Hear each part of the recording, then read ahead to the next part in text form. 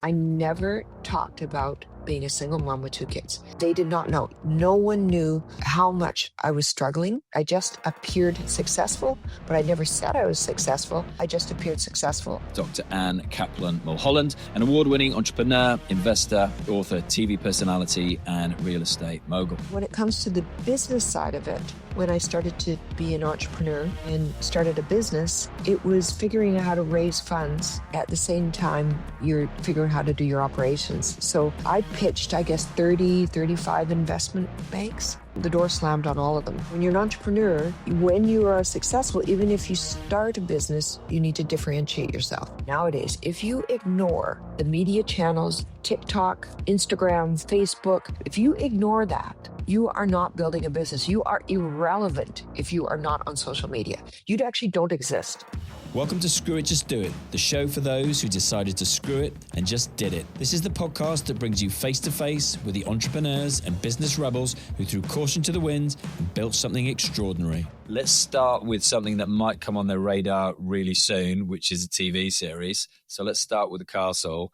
Can you tell me what made you take the leap to buy and rebuild a 1,000-year-old fortress, and how does it compare to everything that you've built previously? So it's interesting that you asked that, because it was not something that was planned, but I've always been extremely hardworking and very focused, and I've built many businesses.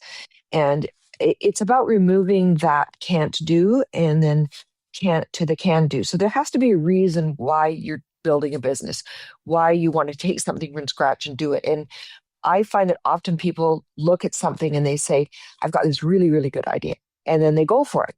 But if you reverse engineer your distribution channels and you say, how am I going to distribute my idea? And then you go back to your idea, you will change your idea and you will be better at business. So you can be an entrepreneur, but being a good business person and entrepreneur, being successful and being very successful are different things.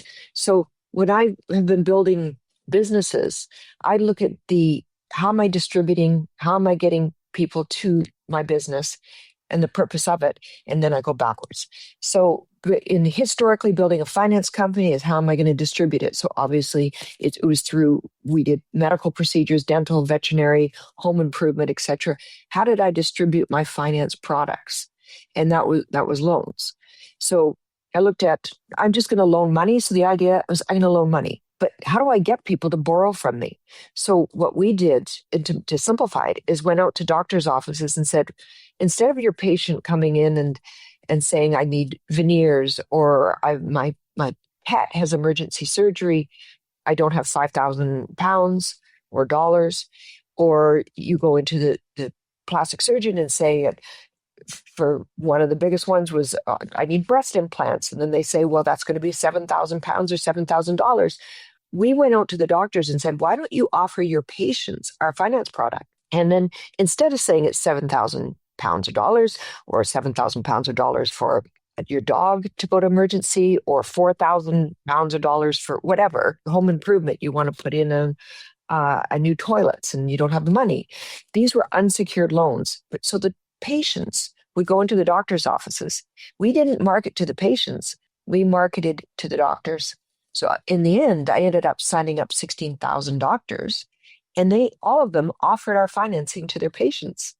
And then we did a platform where patients could ask questions. So you might be saying, I'm thinking of getting a hair transplant. So not you, but someone might be saying something like that.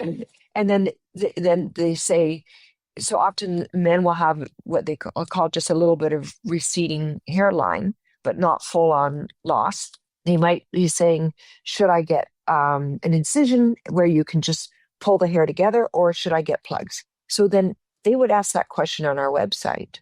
So we had a separate website.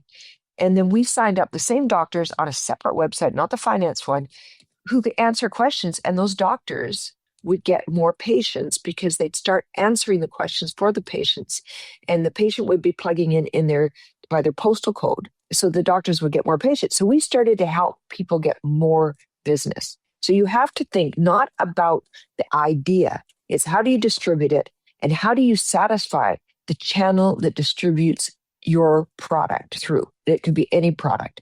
And you don't have to come up with the idea initially, but if you come up with the idea, you figure out your distribution, then how do I hold on to it? How do we get better than the competitors that come out there? And you're building their businesses at the same time for them as well. So it's win-win-win. If this conversation resonated with you, don't just sit there, act on it. Make sure you follow or subscribe for more game-changing conversations. And remember, the only thing standing between you and your business breakthrough is the decision to screw it and just do it.